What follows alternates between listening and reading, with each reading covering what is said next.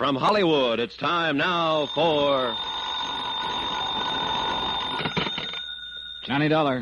Joe Rastelli at Homicide, returning your call, Johnny. I've uncovered a couple of items on the Harvey Stone killing, Joe. Good, let's have 'em. Remember Alvin Gentry? The crank who made the fake confession in my office yesterday? Yeah, what about him? Looks like he's not a psycho after all. What do you mean? I just found out he's a friend of Helen Barrett's. Well, what do you know? Could be he was doing it to shield her. That sure doesn't look good for her, Johnny. Yeah, I got to admit my hunch about her innocence just took a nosedive. I also learned that Harvey's secretary, Martha Winters, used to be his girlfriend. Yeah, I'm up to date on that one. Matter of fact, Martha's in my office right now. Oh? Says she wants to make a statement. You want to hear it? You bet I do.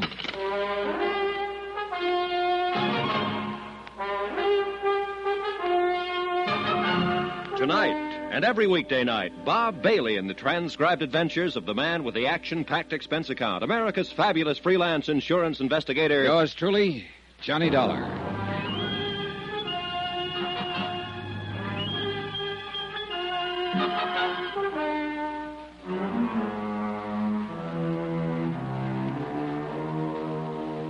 Expense account submitted by Special Investigator Johnny Dollar to the Home Office, Northeast Indemnity Associates, Hartford, Connecticut.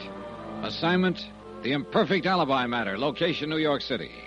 Expense account continued. Item 10, $1.40 cab from my hotel to police headquarters. Martha Winters, secretary to the murdered man, Harvey Stone, was in Lieutenant Joe Rastelli's office. She was a blonde, and again I had to admire the dead man's taste. He could really pick them. Miss Winters, would you mind telling Mr. Dollar here what you've just told me? No, not at all, Lieutenant. You see, Mr. Dollar, I have a small apartment in the same building as Mr. Stone's apartment. On East 57th? Yes. Harvey, as Mr. Stone, transacted most of the business at his apartment rather than the office when he was in town. That's mainly why he kept the apartment. And we felt it would be more convenient for me to be nearby. I see. Well, the night before last... The night of the murder? Yes. I'd been out to a show. I got home about 11:30. Go on.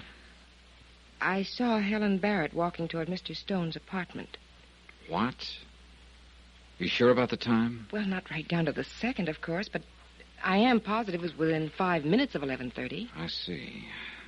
Well, why did you wait until this morning to tell us this? Well, Come on, let's have it, Miss Winters. Well, naturally, no one likes to get mixed up in things like this, and I didn't want to make trouble for anybody.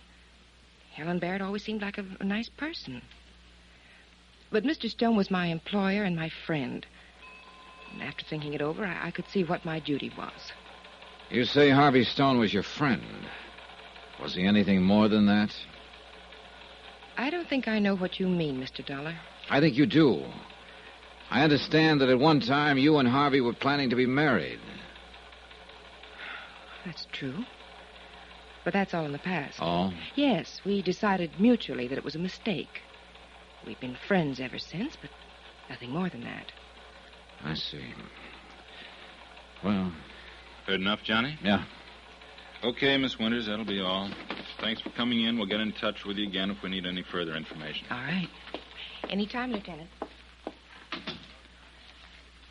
Well, Johnny, according to Martha Winters' statement, Helen Barrett was in Harvey's apartment at the approximate time of the murder. We know it was somewhere between 11:30 and midnight. Helen said she left Harvey's apartment around 11 to go home and pack. They were going to elope. When he didn't come for her, she got worried. She went back to his apartment around midnight, found him dead.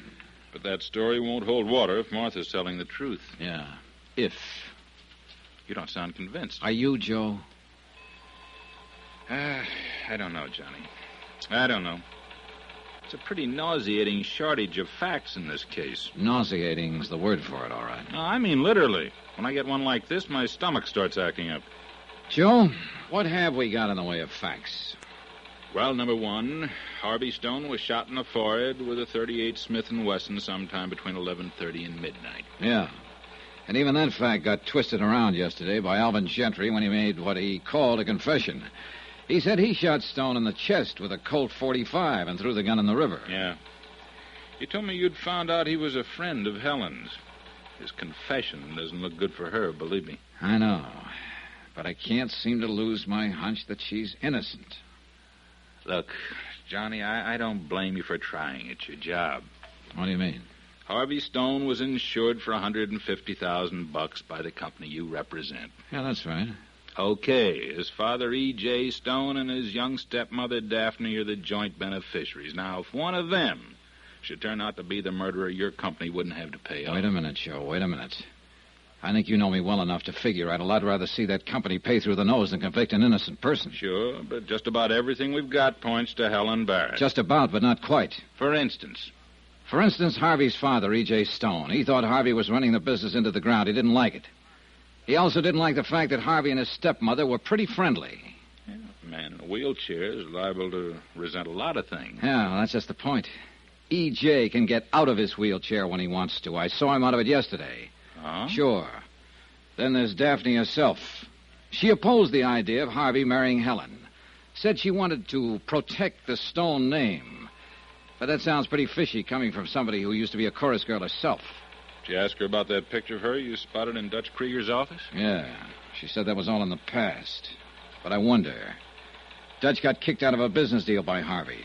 He wouldn't forget that, and he's a tough cookie.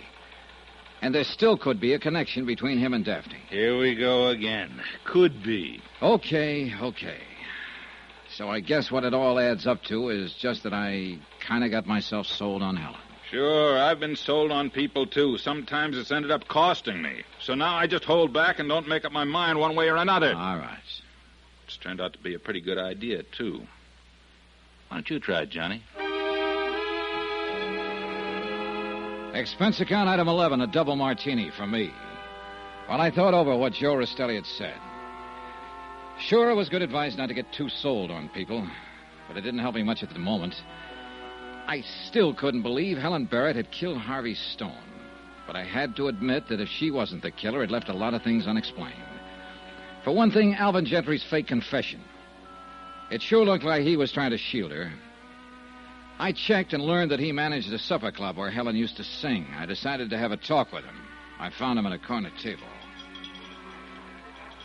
Yeah? I'm Johnny Dollar. Gentry, we met in Lieutenant Rostelli's office. Yeah. I'd like to talk to you. What about? About the Harvey Stone killing. There's nothing to talk about. I don't agree. I think there is. I made my confession. You guys didn't believe me. Well, now, that's because you got a few of the things wrong, Gentry. What interests me now is not your confession, but the reason you made it. What do you mean? Well, you said Harvey Stone had been making a play for your girl, a hat check girl, wasn't it? You said that's why you killed him. So? So, you said you didn't know Helen Barrett. I don't. But you're lying. Look, Dolly. We found out you're a friend of Helen's. You used to go with her, and you were waiting in her apartment the night of the murder when she left Harvey's and came home to pack. Well, how about it, Gentry? Okay, so I do know Helen, but she didn't kill Stone. How do you know? She couldn't have. She's not that kind. Oh, sure. You were waiting in her apartment that night. Why? I wanted to see her. What about? She used to sing here. She drew good crowds. I wanted her back. What kind of a mood was she in when she got to her apartment? What do you mean? Well, did she talk about Harvey Stone any? Did she seem mad or upset? I don't remember. Cut it out, Gentry. I want straight answers. Well, I guess they had a little argument. What about? I don't know. Anyway, it doesn't matter. Helen didn't kill Stone. She was with me. You mean for a few minutes at her apartment? I mean longer than a few minutes. She was with me at the time of the killing. Now, look, Gentry. I know you're trying to help Helen, but believe me, this isn't helping her. First, you make a phony confession, and now all of a sudden you're giving her an alibi. Sure, it was stupid of me to make that confession. You can say that again. But I realized later it wasn't necessary. I realized that Helen had been with me at the time of the killing. You're going to stick to that story? Sure I am. Under oath? Under oath. Perjury's a pretty serious thing, Gentry. Perjury's pretty hard to prove, Dollar. One thing seemed pretty clear. Alvin Gentry was apparently convinced that Helen had killed Harvey Stone. He was doing everything he could think of, even perjuring himself to shield her. And the more he scrambled, the worse it began to look for her. Then, too, there was the statement of Martha Winters, Harvey's secretary, that she'd seen Helen returning to his apartment at 11:30. That would put Helen back there during the time of the murder. I still wasn't completely convinced that Martha Winters was telling the truth, so I spent the rest of the afternoon checking on her to see what I could find out. And a couple of things I found out were pretty interesting. So interesting that I decided to try to run a little bluff on her.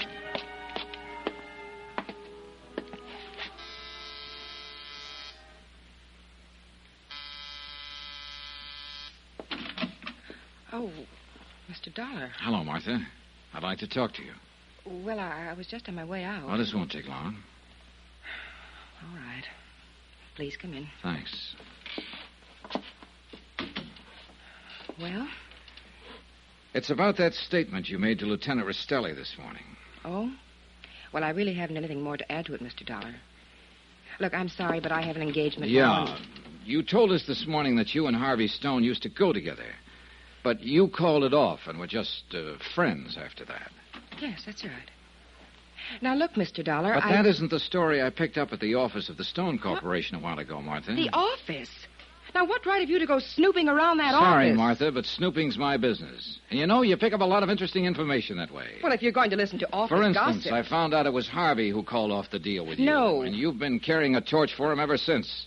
There've been a couple of nasty scenes about it. That's a lie. Matter of fact, once or twice he'd almost made up his mind to can you, but each time he decided not to. Lies, all of it. Okay. We'll let that go for a minute. Now, about your statement this morning. Mr. Dollar, I haven't time to stand here and repeat what I've already said. That's where you're wrong, Martha. You've got time to hear this. You'll take time. Well, what is it? You said you saw Helen heading for Harvey's apartment at 11:30. Yes, I did. Where were you at the time? Why, here? In your apartment here? But your apartment's around the corner of the hall from Harvey's. Well, How could you have seen her from here? Well, I didn't mean I was in my apartment. I was at the entrance, just coming in. The front entrance, huh? Yes. But Helen came in the side entrance. You couldn't have seen her from the front. But she's lying. Anyway, I hadn't reached the front entrance yet. I was outside. Sorry, Martha. The doorman and the cop on the beat both would have seen Helen. You lied, didn't you? No. You didn't see her at all. Well, it had to be Helen. She's the one who killed him. I know she did. You lied, didn't you, Martha? If it hadn't been for her... If it weren't for her, maybe you'd be Mrs. Harvey Stone, huh? I didn't mean that. I meant Harvey'd still be alive. I just didn't want her to get away with it. You lied, Martha. You didn't see Helen at all. Yes, I lied, Mr. Dollar. I lied.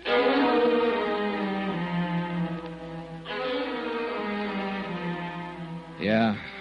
My bluff about the doorman, the cop on the beat, and Helen coming in the side entrance had paid off.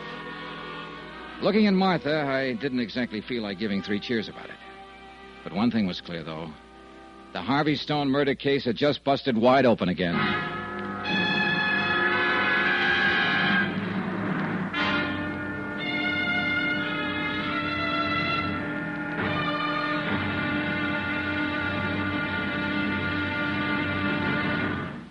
Now, here's our star to tell you about the final episode of this week's story. Tomorrow, the wind-up. A gambler stakes his life on his hand and loses. Join us, won't you? Yours truly, Johnny Dollar.